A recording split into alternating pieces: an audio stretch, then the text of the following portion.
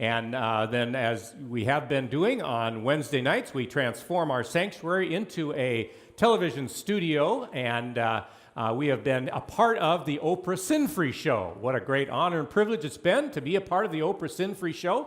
So would you please join together with me in welcoming once again our host for tonight, Oprah Sinfree. Woo. Thank you. Thank you, everyone. Well, good evening, ladies and gentlemen. Welcome to another edition of 12 Minutes or Thereabouts. I'm your host, Oprah Sinfree, and we are thrilled to once again have with us Dr. Martin Luther, the father of the Protestant Reformation and a man who stands tall in the history of the second millennium. But first, a word from our sponsor.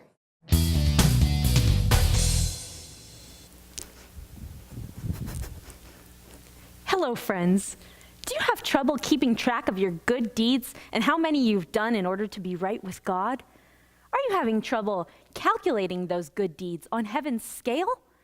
Well, you're not alone. And that's why the good people at Amazing Grace Products have created the Good Works Watch. It'll keep track of all of your good deeds. Simply put on the Good Works Watch and your work is done. The Good Works Watch has state-of-the-art technology that automatically synchronizes all of your good deeds with your smartphone, computer, or typewriter. It's that good. Never again will you have to worry about losing some of your good works or forgetting how many good works you've done, because everything will be stored right here. You can log into the Good Works Watch app anytime to keep track of how good you're doing and how well you stack up. So call now and get a Good Works Watch for yourself, your family, your friends, and your neighbors. You can compete to see which one of you is best in the eyes of God. The Good Works Watch. It's time you get yours.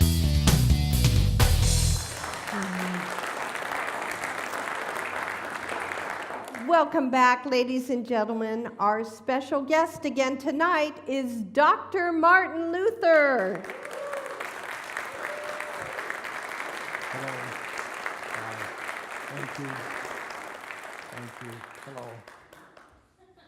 Good evening, Dr. Luther. Oh, good evening, Oprah. We are delighted to have you back with us. Well, who wouldn't be? Tonight, I'd like to discuss your dispute with one of the representatives from the church in Rome, Father John Tetzel. I understand you two really didn't see eye to eye. Oh, yeah. Tetzel the pretzel. That's what I called him. Yeah, and he really was a pretzel, too. He was always twisting God's plan of salvation to fit his own needs. And what were those needs? Money, Oprah, was all about the money. You see, in those days, the church hierarchy was building St. Peter's Cathedral in Rome, and they needed money to do it. St. Peter's was going to be the largest, most elaborate, most grandiose, amazing church on the face of the earth, and it was costing millions. So they devised this scheme of sending out preachers like Tetzel the pretzel all over the empire to sell what they called indulgences in order to raise the money. And what were these indulgences? Nothing but worthless pieces of paper. But Tetzel and the others preached and convinced a lot of people that if they bought one of these indulgences, they could have their sins forgiven sooner and spend less time in purgatory after they died. Hold on, purgatory? What was that? Well, that was just another part of what Tetzel the pretzel was teaching. You see, the idea was that after you died, you went to this place called purgatory. It was kind of like a holding tank where you waited while God decided whether you were going to heaven or hell. And purgatory was not a nice place, so nobody wanted to be there, and nobody wanted to be in hell either. That's why the church sold these get out of purgatory early papers they called indulgences. Yeah, you could buy indulgences that were guaranteed to cut your time in purgatory by 10 or 100 or even 1,000 years. It was quite a scam and a slick way to raise money for a building project. Well, I can understand that. So it was the church that came up with this idea? Yes, because they needed so much money. The problem was, the whole thing was a pile of pickle poop. And that's what I told them, too. I threw quite a monkey wrench into their works by pointing out that nowhere in the Bible is a place called purgatory ever mentioned, and that a person got into heaven not by buying a piece of paper that guaranteed them a right to be there, but by putting their faith in what Christ had done for them on the cross. You remember our conversation from last week? The righteous shall live by faith. Oh, yes, Dr. Luther, of course. So once you pointed this out, did the church give up on this plan? Absolutely not. Even though the whole thing was a fraud, people ate it up like Jell-O at a potluck. Let me tell you about this one couple I knew back in Wittenberg, and I knew them very well. Very well. Very well. This is pretty nice, dear, isn't it? It certainly is. You know, it was such a smart idea that you sold your technology stock in the Gutenberg Printing Company when it was at its highest price and bought those church indulgences. I think that was the smartest idea you've ever had. Next to marrying me, of course. Well, that goes without saying, of course. Yes, these indulgences were a great investment, much better than holding stock in the Gutenberg printing. I mean, where does he think that's going, anyway? He invented that printing press 50 years ago, and he's gone nowhere with it. I mean, most of the people in the world can't even read. Who's going to buy those books? He's just a dreamer. I agree. What good is a book anyway? Once you've read it, you might as well throw it away. Now, these indulgences that we bought, they are worth their weight in gold. They've already saved me time and trouble. You know, this morning, Pastor John called and asked me to be part of a ministry at church for this year. And I said, I've already got a get out of hell free card right here. I don't have to do any more good works to get into heaven.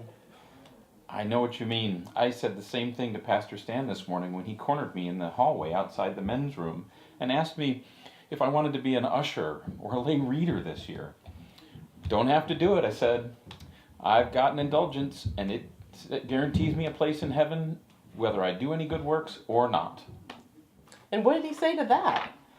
He said, that's what everybody's been telling me since Pastor Tetzel came to town and started selling those indulgences. I don't think he's very happy that Tetzel guy is around here. I'm sure he's not. Imagine, if everybody buys an indulgence, there won't be anybody to do anything at the church. Well, that's his problem. I mean, I'm just going to indulge myself in the good life right here. Hey, did you catch that? I made a joke. I'm going to indulge myself. Yes, you did, dear, and it was a good one, too. Cheers. Cheers.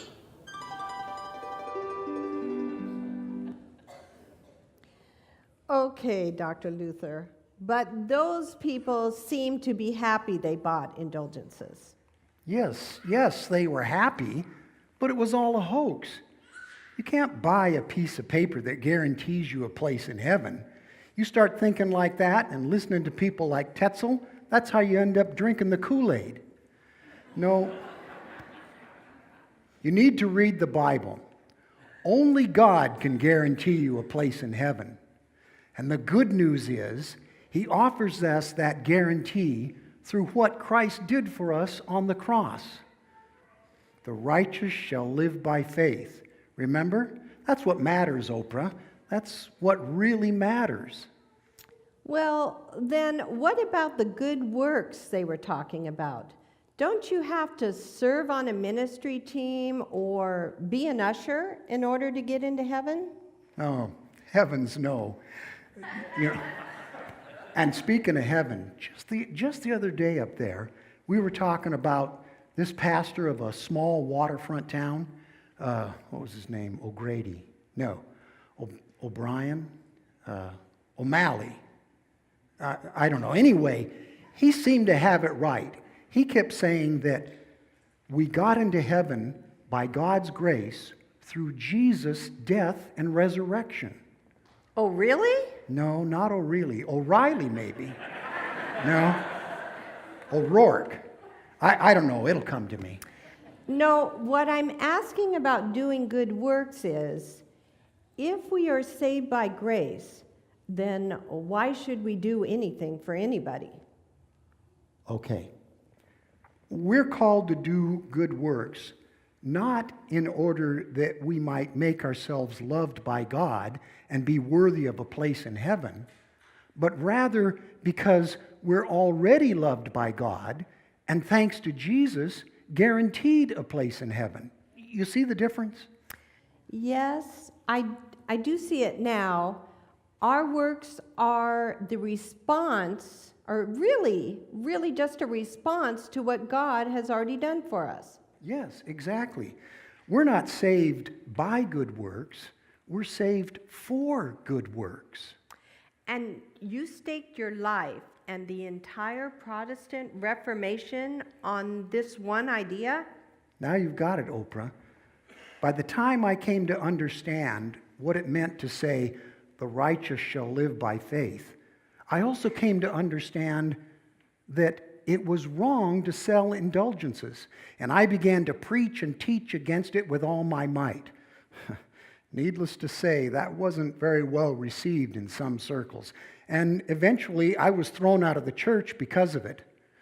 And believe me, that caused me more heartache and pain than my bad knee did from all those years of genuflecting.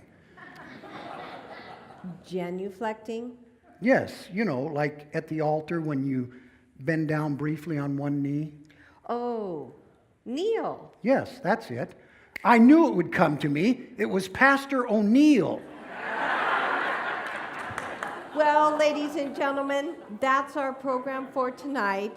Join us next Wednesday for another edition of 12 Minutes or Thereabouts, when Dr. Luther will talk about what happened when he was branded a heretic and thrown out of the church. Oh, good times.